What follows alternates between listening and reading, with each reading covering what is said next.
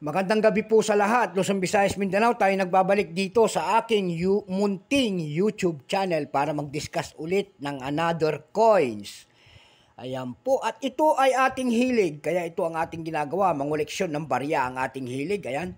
Magandang gabi po sa aking mga subscriber po kung saan kayong dako ng mundo po. Thank you so much po sa lahat.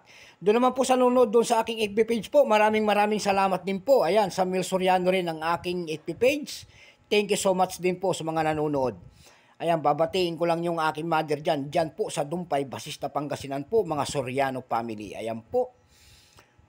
At ang aking uncle dyan po sa Samonte, Quezon, Isabela. Lahat po ng Ilocano dyan sa Samonte, Quezon, Isabela po. Ayan po, sa Aurora po. Ayan.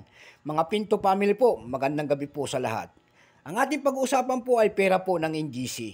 Ayan.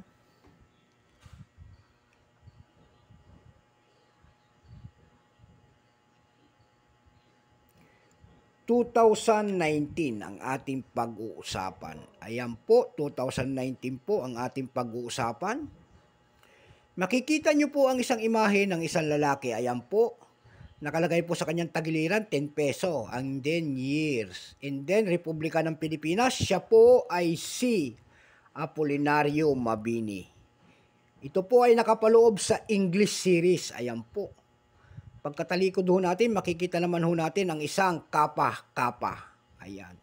Ang scientific name niyan ay Medinilla Magnifica.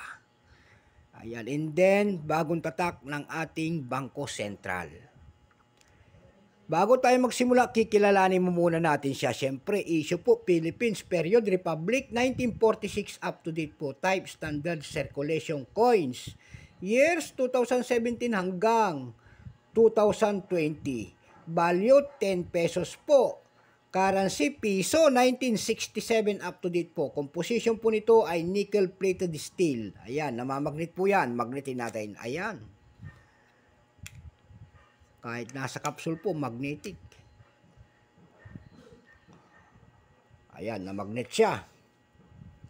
May bigat po itong 8 grams. May haba po itong 27 mm. May kapal po naman itong 2.5 mm. Ang hugis po, syempre, bilog. Orientation nito, middle alignment. Number and dash 138688. Reference number KM-303.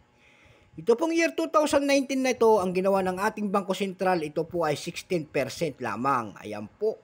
Wala pa pong mintage kung ilang piraso at ito'y ating ginagamit pa. Pero may price na doon sa ating numista.com ang baryang ito. Ayan. Ang kanyang extra fine po ay 66 pesos na. Dako naman tayo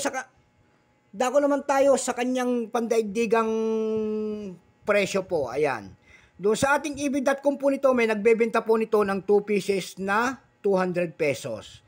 Meron din tayo nakita doon na nagbebenta nito ng 399.51 pesos. Meron doon naman po sa ating Carousel PH po, may nagbebenta ng error coins doon, Obers. Ayan, Obers, error coins. Siya po ay seller po ay si Montero, April 2. Ayan. Ang kanyang binibenta po doon na error coins ay nagkakahalaga ng 1,000 pesos. Yan lamang po ang aking may babahagi at sagad na. Walang-wala na po. So hanggang dito na lamang po. God bless po sa lahat and take care.